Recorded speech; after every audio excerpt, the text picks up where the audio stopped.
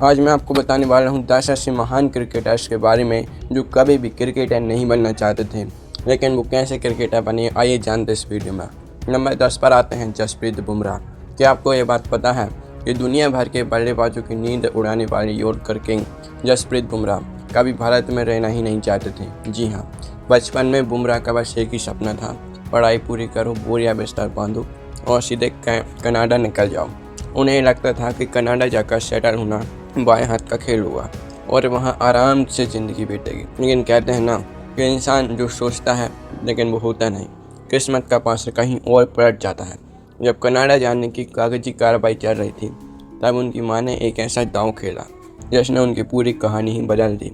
उनकी माँ ने बुमराह से कहा कि बेटा, कनाडा के पराठे बाद में सेकना, पहले एक बार अपने देश में क्रिकेट की संजीदगी में आजमा कर तो देखो। बस फिर क्या था, बुमराह ने गेंद हाथ में पकड़ी और लोकल मैदानों पर कदम मचाना शुरू कर दिया।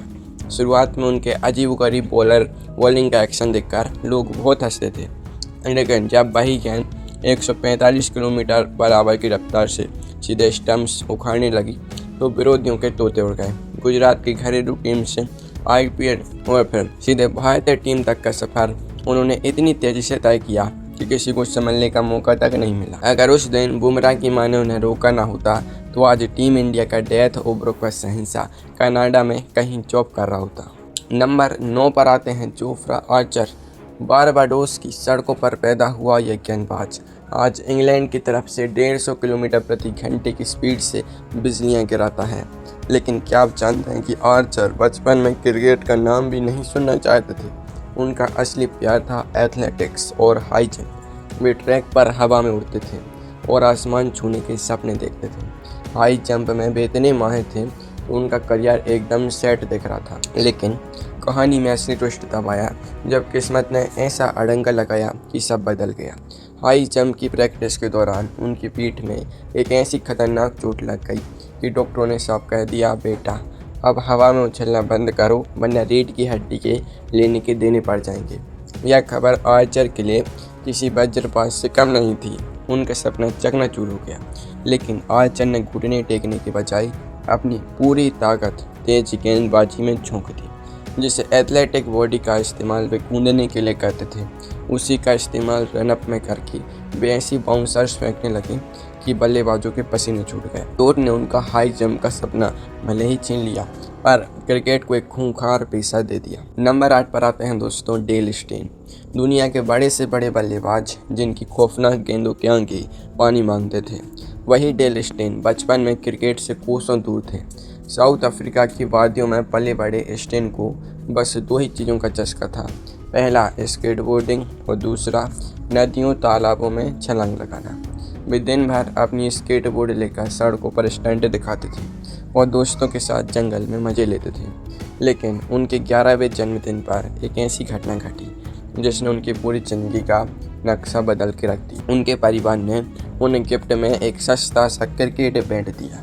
स्टेन ने बैट पकड़ा, लेकिन असली मज़ा तब आया जब उन्होंने गेंद हाथ में ली। बिना किसी कोचिंग के सिर्फ अपनी नेचुरल ताकत से वे इतनी तेज़ गेंद फेंकते थे कि सामने वाले बल्लेबाज बल्ला छोड़कर भाग खड़े होते थे।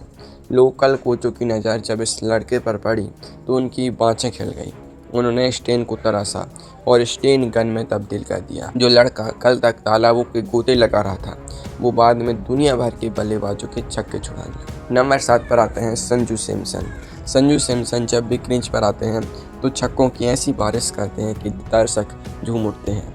लेकिन क्या आप जानते हैं कि संजू का पहला प्यार क्रिकेट नहीं बल्कि फुटबॉल था। संजू के पिता दिल्ली पुलिस में एक बेहतरीन फुटबॉलर थे, इसलिए संजू के सिर पर भी फुटबॉल का भूत सवार था। बचपन में संजू का भी सपना था कि वे फुटबॉल के मैदान पर गोल के गोल दागेंगे। वे दिल्ली की गलियों में दिन रात फुटबॉल के पीछे भागते रहते थे। लेकिन असली मोड़ तब आया जब उनका परिवार दिल्ली से केरल शिफ्ट हो गया। केरल पहुंचते ही उनके पिता को यह एहसास हुआ, ये रियलाइज हुआ कि भारत में फुटबॉल में करियर बनाना लोहे की चनी चबाने जैसा मुश्किल है, जबकि क्रिकेट में संभावनाएं अपार हैं। पिता ने बिना देर किए संजू के हाथ से फुटबॉल छीनी और उनके हाथ में लकड़ी का बल्ला थमा दिया।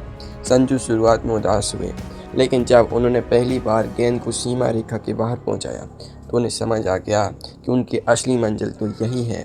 आज जब संजू लंबे लंबे छक्के चढ़ते हैं तो लगता है कि फुटबॉल का वो किक अब उनके बल्ले से निकल रहा है। नंबर 6 पर आते हैं सर विवियन रिचर्ड्स।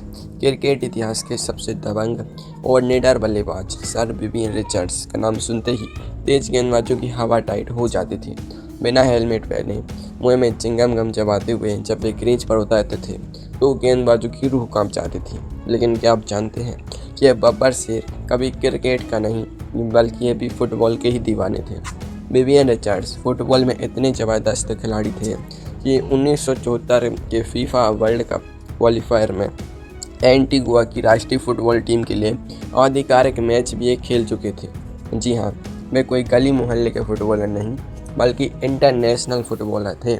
लेकिन फिर एक ऐसा वक्त आया जब कैरिबियन द्वीपों में क्रिकेट का खुमार सिर चढ़कर भूलने लगा।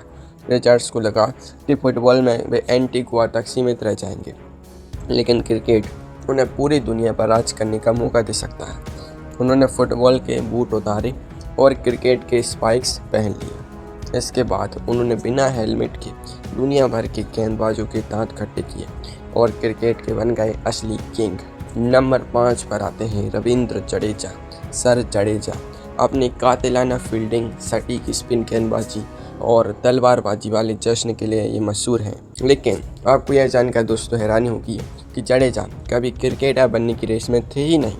उनके पिता का एक ही सपना था कि उनका बेटा फौज में भर्ती हो, सिर पर टोपी पहने और देश की सीमा पर जाकर भारत माँ की सेवा करे। उनके पिता चाहते थे कि जडेजा का दाखिला किसी मिलिट्री स्कूल में करा दिया जाए ताकि वे डिसिप्लिन्ड फौजी बन सकें। लेकिन जडेजा के सिर पर तो बचपन से ही क्रिकेट का बुखार था। वे छुप छुप कर जामनगर की लोकल क्रिकेट एकेडमी में जाने लगे। उनके सपने को पूरा करने के लिए उनकी मां ने चुपके से उनका पूरा साथ दिया और पिता से यह बात छिपा कर रखी। पर कहानी में दुखद मोड़ तब आया जब एक हादसे में उनकी माँ का साया उनके सिर से उठ गया। जडेजा इतने टूट गए कि उन्होंने क्रिकेट ही छोड़ दिया था। लेकिन अपनी माँ के अधूरे सपने को याद करके वे फिर खड़े हुए और मैदान में उतर गए। आज जब वे मैदान पर स्टंप्स उड़ाते हैं या बंदूक जैसे थ्रो फेंकते हैं तो लगता है फौज का वो अनुशासन आज भी उनके खेल में झलकता है। नंबर 4 पर आता है दोस्तों ब्रेंडन मैकुलम। न्यूजीलैंड क्रिकेट के सबसे विस्फोटक बल्लेबाज और बेसबॉल के जनक ब्रेंडन मैकुलम को देखकर ये लगता है कि वे पैदा ही बल्ला घुमाने के लिए हुए थे। लेकिन रुकिए, मैकुलम बचपन में रग्बी के इतने बड़े उस्ताद थे कि पूरा न्यूजीलैंड उनके हुनर का लोहा मानता था। हाई स्कूल के दिनों में मैकुलम रग्बी टीम में फर्स्ट चॉइस प्लेयर हुआ करते थे। आपको ये जानकर ताज्जुब होगा कि रग्बी के महानतम खिलाड़ी डैन कार्टर को भी मैकुलम की वजह से बेंच पर बैठना पड़ता था। यानी मैकुलम रग्बी के शहंशाह बनने की राय पर थे। लेकिन रग्बी एक ऐसा खेल है जहाँ हड्डियों के टूटने का खतरा हर सेकंड बना रहता है। मैकुलम के पिता ने उन्हें समझाया कि रग्बी में एक भयंकर चोट तुम्हारा पूरा करियर चौपट कर सकती है, इसलिए क्रिकेट में जरा दिमाग लगाओ तो करियर लंबा चलेगा। मैकुलम ने अपने पिताजी की बात मान ली और रग्बी की सख्त गेंद को छोड़कर क्रिकेट की लेदर बॉल थाम ली। हालांकि रग्बी की वही आक्रामकता वे क्रिकेट में भी ले आए। नतीजे में दुनिया को एक ऐसा बल्लेबाज मिल गया जिसने पहले ही ओवर से गेंदबाजों की धज्जियां उड़ाना अपनी आदत बना लिया। अब दोस्तों नंबर 3 पर आते हैं शेन वॉर्न। क्रिकेट इतिहास में 1000 से ज़्यादा इंटरनेशनल विकेट लेने वाले लेग स्पिन के जादुई उस्ताद शेन वॉर्न के बिना यह लिस्ट कभी पूरी नहीं हो सकती। लेकिन क्या आप जानते हैं कि वॉर्न को बचपन में क्रिकेट से सख्त नफरत थी। वॉर्न का बस एक ही सपना था, ऑस्ट्रेलियन रूल्स फुटबॉल का स्टार बनना। वे बचपन से ही फुटबॉल के इतने दीवाने थे कि दिन रात बस उसी की प्रैक्टिस में पसीना बहाते थे। उनका चयन मशहूर सेंट किल्डा फुटबॉल क्लब की अंडर 19 टीम में भी हो गया था। वॉर्न को लगा कि उनकी मंजिल अब दूर नहीं है, लेकिन तभी उनकी ज़िंदगी में एक बहुत बड़ा भूचाल आया। 19 साल की उम्र में क्लब ने उन्हें यह कहकर टीम से बाहर निकाल दिया कि तुम्हारे अंदर वो बात नहीं है। इस रिजेक्शन ने शेन वॉर्न का दिल पूरी तरह से तोड़ दिया। वे कई दिनों तक हताश रहे, लेकिन उन्होंने कभी हार नहीं मानी। वॉर्न ने फुटबॉल का गुस्सा क्रिकेट की बॉल पर निकाला उन्होंने लेग स्पिन को अपना हथियार बनाया और अपनी उंगलियों के जादू से ऐसी बॉल ऑफ द सेंचुरी फेंकी कि पूरी दुनिया उंगलियां ही दबाती रह गई। नंबर 2 पर आते हैं युवराज सिंह। 6 गेंदों में 6 छक्के मारने का महा रिकॉर्ड बनाने वाले युवराज सिंह की कहानी तो किसी ब्लॉकबस्टर फिल्म से भी ज़्यादा ड्रामेटिक है। बचपन में युवराज को क्रिकेट बिल्कुल भी पसंद नहीं था। उन्हें तो सिर्फ 2 ही चीज़ों का नशा था, रोलर स्केटिंग और टेनिस। यूपी स्केटिंग में इतने ज़बरदस्त थे कि उन्होंने महज 13-14 साल की उम्र में नेशनल अंडर 14 स्केटिंग चैंपियनशिप में गोल्ड मेडल तक जीत लिया था। वे खुशी खुशी मेडल लेकर घर पहुँचे कि अब तो वाह, उनके पिताजी इसकी बड़ी तारीफ करेंगे। लेकिन उनके पिता योगराज सिंह जो खुद पूर्व क्रिकेटर थे, यह देखकर आग बबूला हो गए। उन्होंने गुस्से में यूपी का गोल्ड मेडल खिड़की से बाहर फेंक दिया और चिल्लाकर बोले, स्केटिंग जैसे खेल छोड़ो और मैदान में जाकर क्रिकेट खेलो। योगराज सिंह ने यूपी को कड़ा प्रशिक्षण देना शुरू किया। यूपी को सुबह सुबह उठकर तेज गेंदबाजों को सामना करना पड़ता था।